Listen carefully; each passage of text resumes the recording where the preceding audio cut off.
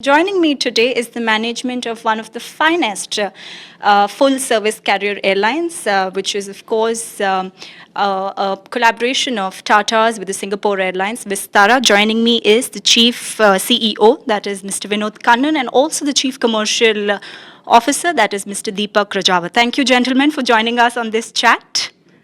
I'm going to start off with you, Mr. Kannan. Tell us 9 years of Vistara. How has the journey been like from 2 to 67 in the fleet? Well, it's been an awesome journey. It's been amazing, full of memories, endless memories, as we say. I think there's a lot to be thankful for. Of course, from my team, who now it's as big as 6,300 staff as we have. Our customers, we just carried 50 million of them, and now we have more than that. Every month we carry a million or so. And what we've delivered and what we've managed to pull off in the last 9 years, I think it's nothing short of magical. That's great. I'm going to take that question also to Mr. Rajawat. Sir, if you could tell us, from the branding perspective, how has the airline evolved in terms of the consumer expectations? So we've been focusing, keeping the customer centricity as the core mantra for us. We've been always thinking how to improvise the services that we are offering, not only maintaining what we have, what we started, and how to increase the services and the offerings on our both domestic as well as international services. In the last 15 to 18 months, we focused on the international expansion, as our capacity now is 65% domestic, 35% international. On wide bodies, we've come up with the various initiatives which are very first in industry, like live TV on board. We've started the in-flight internet to the customers, as well as the revamped business class amenity kits on our wide body routes, as well as the overall menus and the liquor choices that has been redefined in our wide body and the narrow body services that we do on international routes. So we're constantly looking at improving from where we are and how to take it to the next level. Great.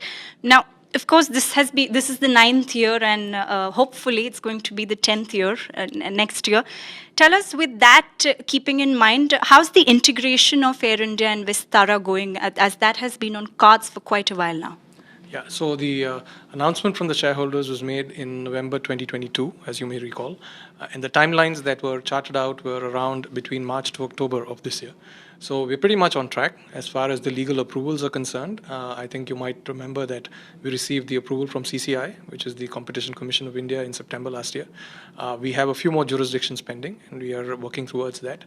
And all the other requisite approvals we hope to get by the first half of this year. So from a legal perspective, I think we are very much on track.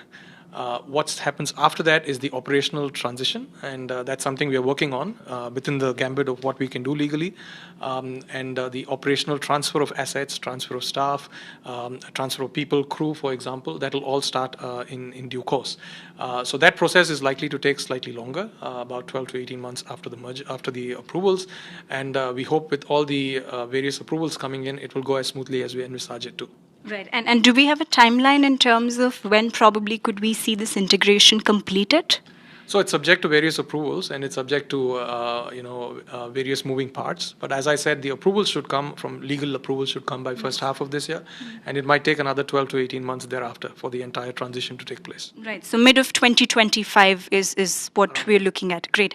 Mr. Kannan, of course, it's sentimental for a lot of consumers who have had their emotional value with Vistara, and it's been a quality star airline for a lot of them. Tell me, how tough is this for the team, this transition? Well, it's never easy for in any merger or any integration effort. I think there's always going to be emotions at play, but at least for the team in Vistara, I think it's a baby that we've given life, and it's kind of matured into something that everyone is proud of in the Indian aviation ecosystem. So it is definitely an emotional moment, but at the same time, it's a new chapter in our life. We move into something that's bigger, very much bigger, and I think as I've assured the team as well, this is a merger for growth, for expansion, and I think it's very apt that the team that's made Vistara today into such a glowing example is also involved in making the integrated entity in Air India into what the plans are for both shareholders. Right. I'm sure the details are being worked out, but this is a question for the viewers, that will the exclusivity of Vistara remain even after the integration happens, because the brand carries value? Yeah, so the intention is still to merge into one full service carrier, which will be Air India. But at the end of the day, what Vistara brings to the table today is definitely going to live on in what survives thereafter. Okay, great. Mr. Rajawat, of course, while the integration is under works and a plan is being done, you've been behind the brand. Tell me, especially in terms of the loyalty program, how has it been like, and further, is that going to continue for the consumers? From a Club Vistara point of view, we've seen a good amount of increase in our member base. We've recently crossed in November our member base to 4 million now, from where we were pre-COVID around 3 million. So it's a significant jump in the last 24 months post-COVID. And what we are looking at, we've been communicating with our members on a constant basis or a frequent intervals on a quarter or 6 monthly, assuring them that all the benefits, be it tier points, tier status, or the vouchers that we issued will all be continued, and the commitment that we made will be honored. On December 31st, we've recently made some statements regarding the letters we've sent to the top tier members that whatever points have been expired or the vouchers have been expired in the last 12 months because they could not use it because of whatever reasons, we've extended them for another year. So this is how we are taking care, and we ensure that we will take the legacy that we created with the Club Vistara in an integrated organization.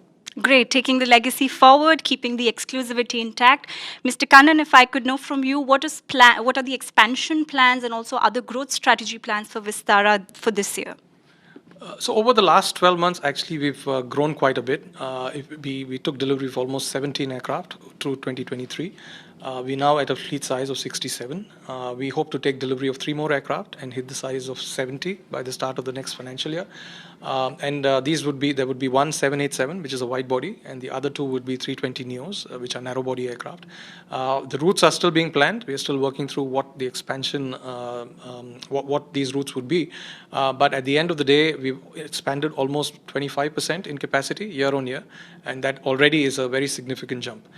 We believe that we've also expanded from the Bombay base. We've added a lot more flights now. We have 14 destinations now from Mumbai, and that expansion is also set to continue. Great. This morning, I was also speaking to one of these aviation analysts, and we were trying to discover about, what all issues and challenges the sector is facing. And one big issue that we've been talking about is the safety issue. Now, though we do agree that this is a global challenge, do you think India is in a code red situation when it comes to the safety standards? I don't think so. I think there are challenges facing the aviation community at large, and it's not just specified to India. But I would also say that some of the steps that are being taken by the regulators are very heartening. If you look at what happened over the weekend with one of the Alaska Air aircraft, immediately there was a directive given to all the Indian airlines to check their equipment as well. So I think that is very, very heartening, and of course for all airlines, not just Vistara, safety is the core of what we do, and it's basically embedded into our genes. So I think it is a trying time, also because of the various challenges we have from the OEMs and engine makers and so on. But I think we should have confidence in the aviation ecosystem, not just in India, worldwide, that we'll pull through this safely. Great. And of course, with recent incidents, DGCA also ordered for some investigation of Boeing aircrafts. Do you also do these regular checks to keep in mind that the consumers are safe?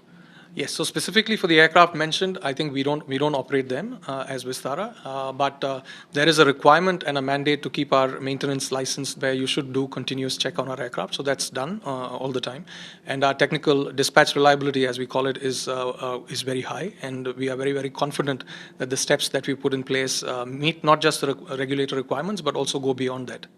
Great. And one quick question, Mr. Kannan. This is, of course, on the supply chain issues that the sector is facing, and it's because of which many aircrafts are being grounded. The government is trying to get involved, but do you see this as a major challenge in 2024?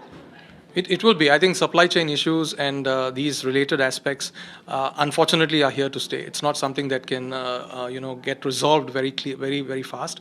Again, thankfully speaking, from a Vistara perspective, we are not as affected as some of our counterparts. Our aircraft are all in the air and airworthy, and we don't have any aircraft down on the ground. But at the same time, I think it is going to be a challenge. It's going to be an evolving situation. There's enough pressure and more on the manufacturers and the OEMs to get this sorted right away. And I do hope that it happens, because it's in no one's benefit that this continues for longer. Right. Mr. Rajawat, as we end this interview, on a lighter note, I have this question because we have a lot of millennial audience watching, and recently one of you, this collaboration with the Netflix movie Archies, where you had this customized aircraft ready for them. Tell me, is something more that can be awaited for the audience, and are you the brains behind this? So our teams, I'll give a credit to my team. I think they've planned this initiative, one of the first to tie up with Netflix. You can expect something more in the coming years, as we did our last anniversary with painting the skies with the 8 in the Trivandrum. So we can look at something more in the coming year as well. Great. Thank you very much for speaking with us on Business Today Television, gentlemen. Thank you. Thank you. Our pleasure.